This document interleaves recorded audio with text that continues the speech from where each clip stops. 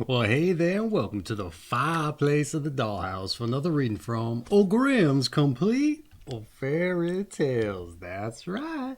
Hey, and if you joined us before, you know what we like to do around these here parts. We like to set the mood, getting them lights off, getting that fire crackling element going there, and playing us a little Suzuki Harp. That's right, a little Promaster 350.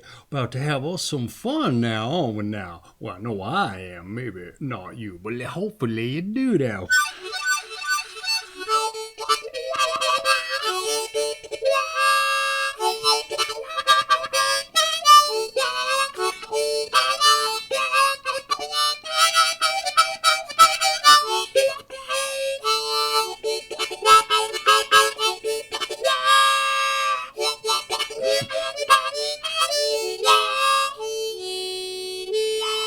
All right there. Hopefully I didn't blow your hair back too hard with how loud that might have been. In any event, hey, the past couple of days we've been reading us some shorties and getting them shorty fairy tales out of the way. And we have us one that's a little bit longer, but then I'm going to read you another shorty too. Because they come up time and again, but should be a nice little segue, a nice little stir up of the differences there, if and you like. I know that makes no sense, but in any event, hey, we're doing us a one-shot, one-take kind of Grimm's fairy tale, so we'll see how she goes, and sometimes I'll speak a lot of nonsense. We'll get to it, buddy. All right, let's get to it with the three languages. All right.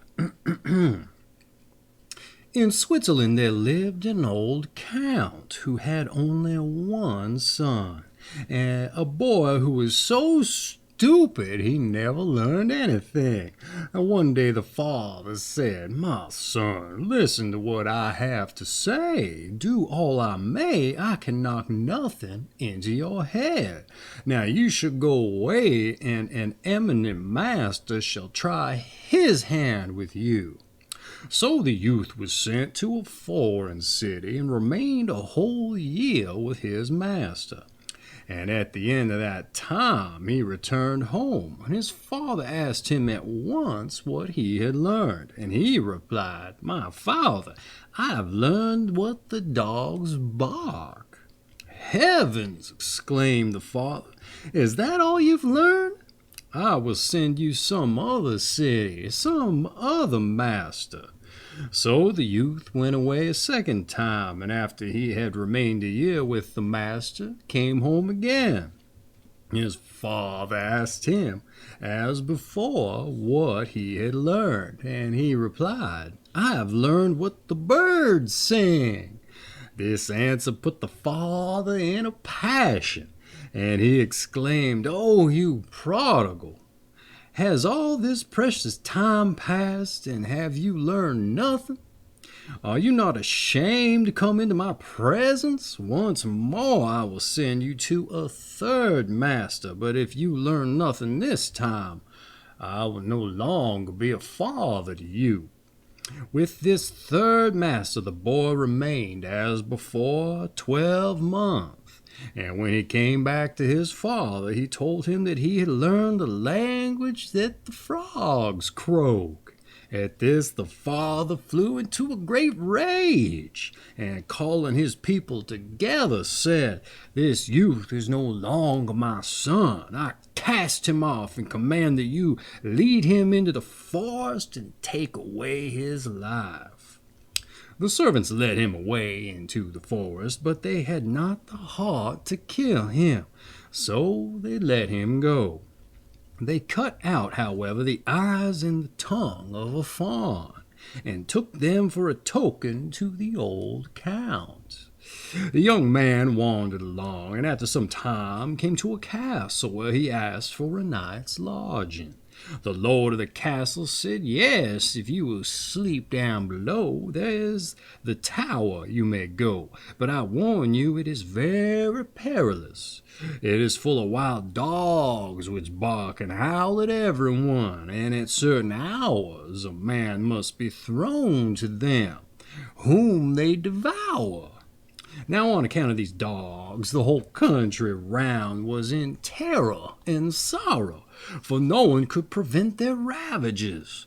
But the youth, being afraid of nothing, said, "Only let me into those barking hounds, and give me something to throw to them, and they will not harm me."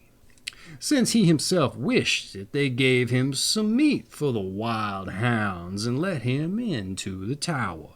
As soon as he entered, the dogs ran about him quite in a friendly way, wagging their tails and never once barking.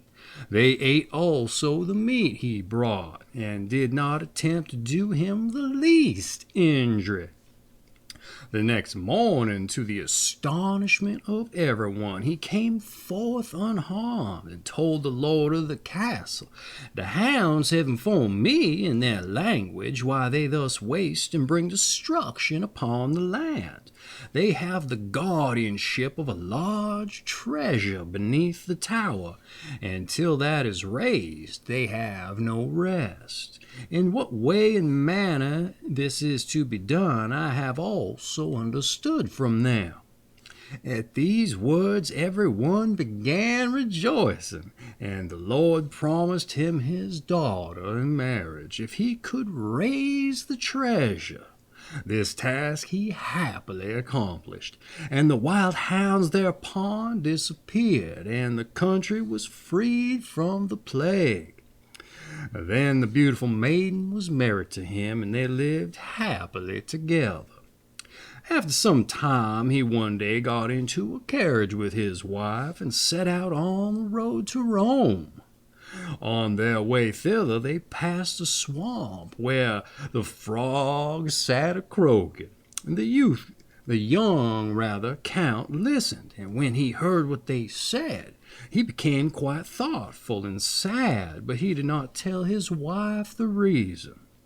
At last they arrived at Rome, and found the Pope was just dead, and there was a great contention among the cardinals as to who should be his successor.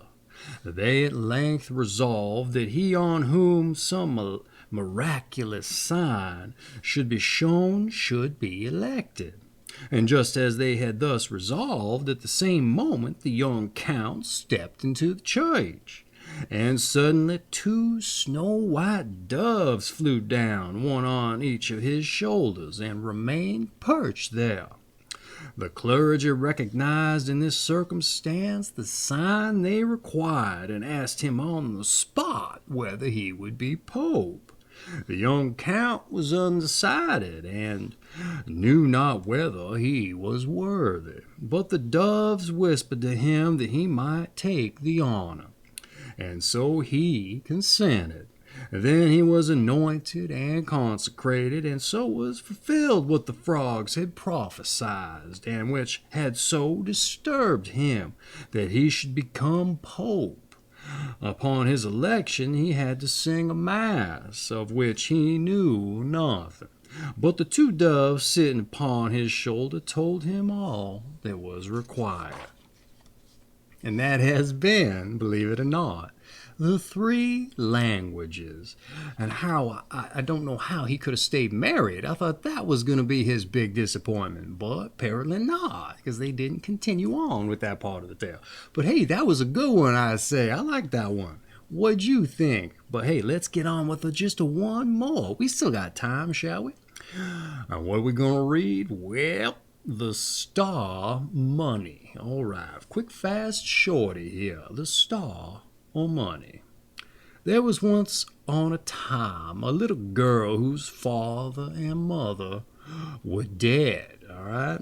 And she was so poor that she no longer had any little room to live in or bed to sleep in. And at last she had nothing else but the clothes she was wearing and a little bit of bread in her hand which some charitable soul had given her. She was, however, good and pious, and as she was thus forsaken by all the world, she went forth into the open country, trusting in the good God. Then a poor man met her who says, "Ah, give me something to eat, I'm so hungry." She reached him the whole of her piece of bread and said, "May God bless it to your use," and went onwards. And then came a child who moaned and said, "My head is so cold, give me something to cover it with." So she took off her hood and gave it to him, and when she had walked a little farther, she met another child who had no jacket and was frozen with cold, so she gave her her own.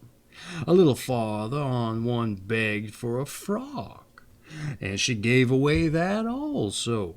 At length she got into a forest, and it had already become dark, and there came yet another child, and asked for a little shirt. And the good little girl thought to herself, it is a dark night, and no one sees you. You can very well give your little shirt away. And took it off and gave that away also, rather. And as so she stood, and had not one single thing left, suddenly some stars from heaven fell down, and they were nothing else but hard, smooth pieces of money. And although she had just given her little shirt away, she had a new one which was of the very finest linen. Then she gathered together the money, put it into the shirt, and was rich all the days of her life. And that has been the Star Money and the 3 languages from Grimm's Complete Fairy Tales. That's right. Hey, how did you like those ones? Them shorties sometimes come in with just some quick, fast morals and ethics to abide the time before we get to the old longer Grimm's Fairy Tales. Am I right? Hey, I hope you enjoyed those. I did. I thought they was pretty good, especially the 3 languages there. Or 3 languages. All right, hey, let's take us out, shall we?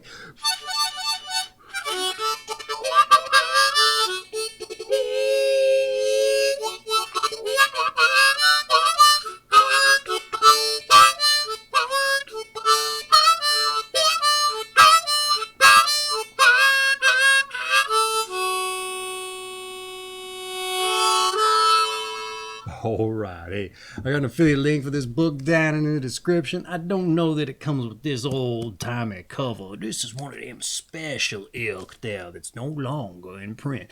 But you can still get your Grimm's Complete Fairy Tales there through that affiliate link and support the channel at the same time if you like. Any event, hey, that's not why we're here. We're here to get you through your day, get you through your night, your early morning, provide you a little bit of enjoyment, I'm hoping, anyhow.